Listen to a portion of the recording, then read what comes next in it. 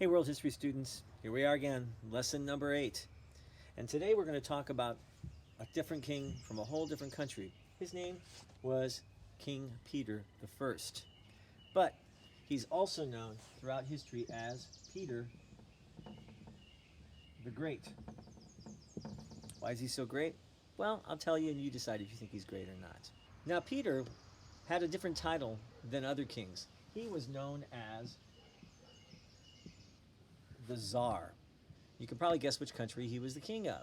Tsar is a word that means Caesar, and it comes from the Russian language. He was the king of Russia, or the Tsar of Russia. And the Russians had had a dynasty that had been ruling for quite a few hundred years throughout their history, and that dynasty was known as the Romanov dynasty. This will be the last dynasty that shall rule Russia as a kingdom. Now, for quite a few hundred years, Russia, this huge kingdom that was way off in the east of Europe and into Asia, was a very isolated place. It was kind of far away from the action that was going on through the Middle Ages in Europe. They completely missed out on two big events. They missed out on the Renaissance, this whole rebirth of art and music, and they also missed out on the age of exploration. So, while nations like Spain and Portugal and France and England, even the Netherlands, were sailing around the world making all kinds of colonies and benefiting financially from these colonies, Russia just kind of missed out on that whole age. And like I said, they missed out on all the creativity of the Renaissance as well. Now, Peter was an amazing man. He was a huge man, big, strong, and muscular. I think I told you that Louis XIV was about 5'6" and wore high heels and these big wigs to make him look really tall. Peter did not have this problem. He was 6 feet 8 inches tall. He towered over people around him. And he was very powerful. He loved to show off how strong he was. When he had these big dinner parties, people would come in, the servants would bring in these metal trays with goblets of wine, and they would serve it, and he would always be the last to take his wine off, and he would take it off the tray, and then he'd take the tray from the servant and bend it with his bare hands and hand it back, just to show off how big he was and how strong he was.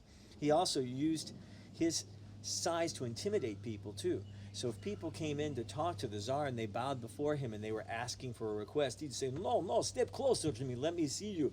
And they would be like right under him, he'd be looking down at them, and they would be, oh, never mind, your majesty, I changed my mind, don't need it that badly. He was really great at that. And plus he could be kind of a bully too. He used to keep in his pocket, this is really kind of cruel, a little pair of needle-nose pliers. And if someone was arguing with him, they were bold enough to stand there and argue with the king, he would just quietly reach into his pocket and get those pliers, and you couldn't see because you were looking up like that, and from underneath he would reach up and grab you by the nose by those pliers and just start to twist and make who was ever there screaming in agony suddenly realize, maybe the king's going to win this argument. Now Peter realized the situation Russia was in. They were backwards. They were just kind of behind the times, and he really wanted to modernize his nation to be at least as equivalent as the other nations throughout Europe. So he decided he was going to take a little trip, and he put together an entourage of people that he called his Grand Embassy. But he wanted to learn without being recognized. He knew if he traveled to other countries, everyone would give him the royal treatment and basically not tell him everything. So Peter decided to travel incognito. That means he didn't dress like a king. He dressed like a common person. It's kind of hard to hide a 6'8" Russian guy with a big thick accent.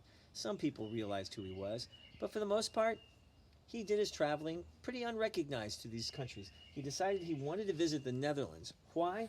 Because at this time, the Netherlands were the world experts at building ships. And he got a job working in the shipyards, just as a laborer, building a ship from the skeleton to its completion. He learned from the ground up. Then he went to England because he wanted to learn a little bit more about their industry and their education. How the kids are educated, how the people work in factories. He wanted to hear a little bit more about their military, And he traveled to France to learn a lot more about how to run a big army, because France had a big army and he wanted to see how to do it firsthand. And most importantly, he wanted to see King Louis's palace at Versailles and kind of get some ideas for himself. So when Peter returned to Russia, he got the credit for really modernizing his nation. It's the first time in history Russia builds a navy that is pretty impressive. He also picks out a spot for a brand new capital. He picked it right on the Baltic Sea, and he named it after the saint that he was named after, St. Peter. It's called St. Petersburg, and he builds an enormous palace in St. Petersburg. It's pretty impressive too. But he also did a few silly things too.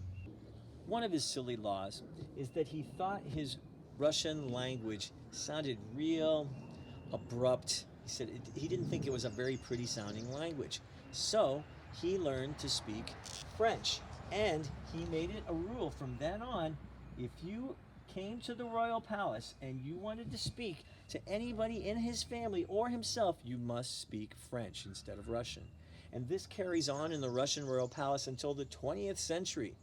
The second thing had to do with beards. Now you got to think, Peter's from Russia. Most Russian men wore beards. I mean, big, long Duck Dynasty beards. Why? Because it's cold there in the wintertime, and beards can keep your face warm. But as Peter traveled throughout France, he noticed that none of the noblemen were wearing beards anymore. Why? Because King Louis the 14th, the big trendsetter, shaved his face clean and only wore a little pencil mustache. So when Peter came home, he shaved his beard just down to a little pencil mustache, and he made it a law that all Russian men should shave their beards off. Some Russian men liked their beards, and they wanted to keep them. And he said, well, okay, if you want to keep your beard, you can keep it, but you must pay an annual tax on your beard to keep it. When you paid your tax, they gave you a medallion that you could wear around your neck underneath your beard to prove that you had paid your tax, just in case the police stopped you and said, hey, you have beard. No, I got medallion, I paid my tax. If you can find one of those medallions today, they're actually worth a lot of money. Now, Peter went on to do some really fantastic things for Russia. He became a war hero and started conquering, and he leaves quite a legacy on the people of Russia and on his own history as well. That's all we're going to talk about today.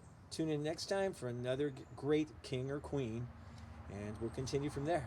See you later.